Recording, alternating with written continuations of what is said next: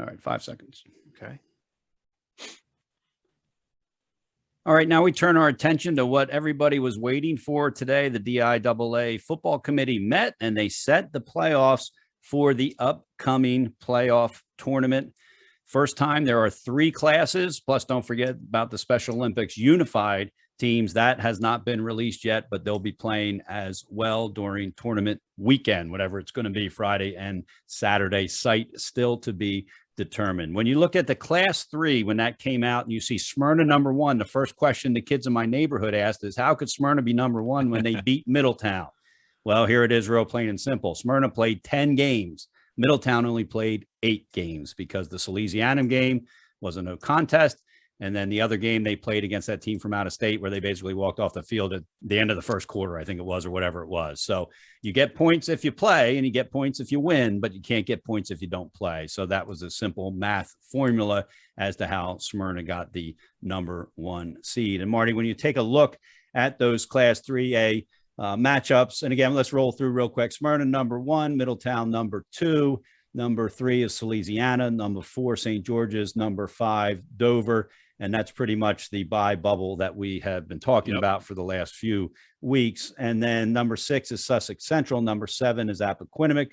Number 8, William Penn. Number 9, Hodson. Number 10, Cape Henlopen. And number 11, Caesar Rodney. The Riders, of course, come in with 0 wins, why they are the number 11 seed. And Marty, we're going to keep this very high level because what we plan to do is drop a podcast Thursday night where we'll dive much deeper into the matchups in the first round for Class 3 and Class 2. Class 1 actually is already at 8 teams, so they don't play this first weekend. They'll play in 2 weeks. So basically everybody in Class 1 has a bye, and that's just to get everybody to the same position so that in 2 weeks there'll be 8 teams left in each class. Then they go to the semifinals and then the championship. So that's how it's going to be done. And really, Marty, the matchups are Appo and Cape, Sussex Central and Caesar Rodney.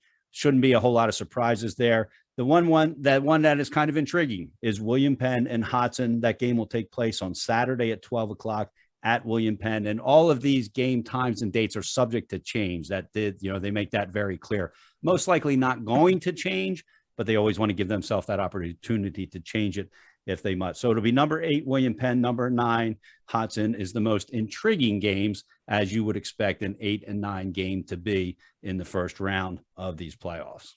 And it's interesting, these 6 teams that'll be in action this weekend. There's some crazy matchups. I mean, first of all, we get our first ever teams with losing records in the playoffs, but our most intriguing matchup, William Penn and Hodgson, is a 4-6 team against a 2-8 team, which is just so foreign to anybody who follows the playoffs in Delaware. Of course, Sussex Central and Caesar Rodney go 5-15 between them, is with Caesar Rodney going 0-10. And all 3 of these are rematches, by the way. Not a surprise since there's only 11 teams in 3A, but we'll go into those in more detail on Thursday. I just wanted to point this one thing out. 6 teams playing on opening weekend. Middletown and Smyrna have each played 4 of those teams. Middletown outscored those 4 teams 184-35. The symmetry here is incredible. Smyrna outscored those 4 teams 184, exactly the same amount of points, to 15. So the disparity between, and I've harped on it all season long. I don't think all 11 should have gotten into the playoffs, and I think it's pretty clear at this point that probably won't stand after the second year of this system, based on how some of the teams finished. But there's a clear delineation after Smyrna and Middletown. So somebody is really, really going to have to step up their game.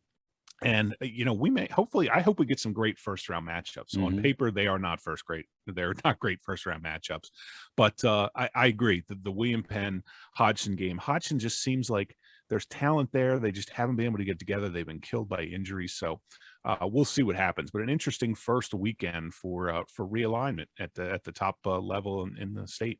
And again, we'll dive deeper into each of these classes more on a podcast that'll drop Thursday evening at some point. All right, let's move to Class 2. Marty, you predicted it. DMA basically lost its opportunity for a bye with that loss to Archmere on Friday night. So that means that they are playing in the first round. The number 1, 2, 3, and 4 seeds are Archmere, Woodbridge, Wilmington Friends, and Caravel. So if you look at the other matchups, the 5 seed Delaware Military Academy is going to take on number 12 Concord. The 6 seed Delmar is going to take on number 11 Newark. The 7th seed Tower Hill takes on Sussex Tech.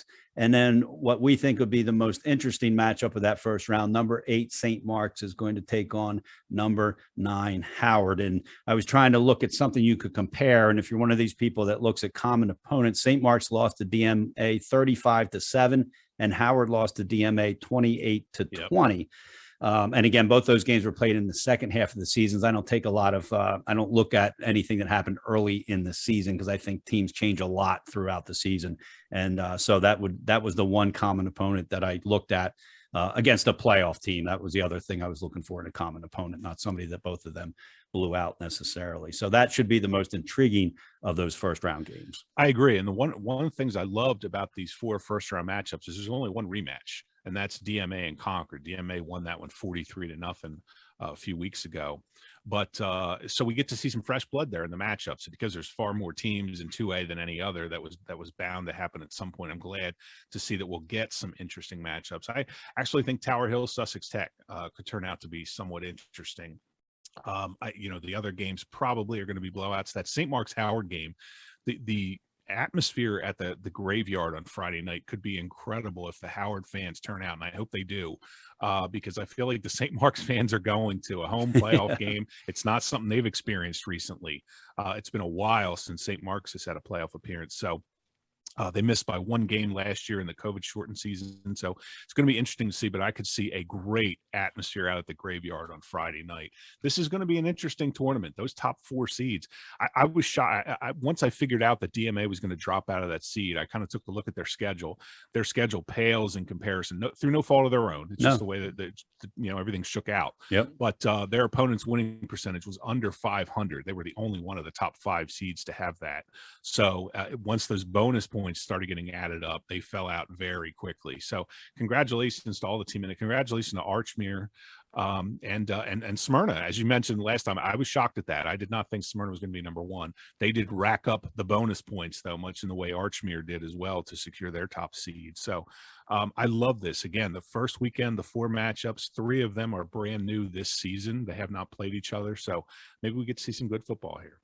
Yeah, and I think what's nice is it looks like in all 3 divisions that the teams that we think are the top 2 in the divisions are going to have an opportunity to meet in the championship. Yes. And that is Smyrna and Middletown that we've been talking about all season, Archmere and Woodbridge, and then moving to Class 1, Laurel is the number 1 seed, St. Elizabeth's the number 2. And I think if anybody had asked you and me, or if you asked the majority of the people who follow high school football, they would tell you those are literally the 2 best teams in each of the 3 classes going into the playoffs. And so you at least want that game not to take place in the semifinals, which has happened before, has happened in other sports as well. Looking real quick at the 1A class, which again will not kick off for 2 more weeks since they're already down to 8 teams. Laurel is the number 1 seed. They'll take on number 8 Odessa.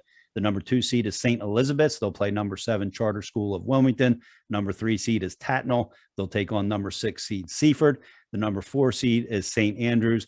They take on number 5 Indian River. One of the neatest things about this Class 1, and Marty, I don't know this for a fact, but the majority of these teams, well, I do know this for a fact, that the majority of these teams have not been in the playoffs in a long time. Laurel is an exception to that case. Yep. St. Elizabeth's been a few years, but they've been in it recently. But other than that, those other schools, it's been a while since they have been in there. Indian River maybe snuck in there the last few years, but that's one of the nice things about this class. And again, don't forget that we will have a special podcast that'll drop Thursday night. So subscribe, share, let your friends know about it. We'll go a little bit more in depth into each of the games that are going to be happening next week. So it'll be the Class 2 and the Class 3 conversation that we have. So again, as Marty said, it's going to be an interesting playoff. First time there have been 3 classes ever in the history of Delaware. There are going to be maybe a team that wins a state championship that has never won a state championship before.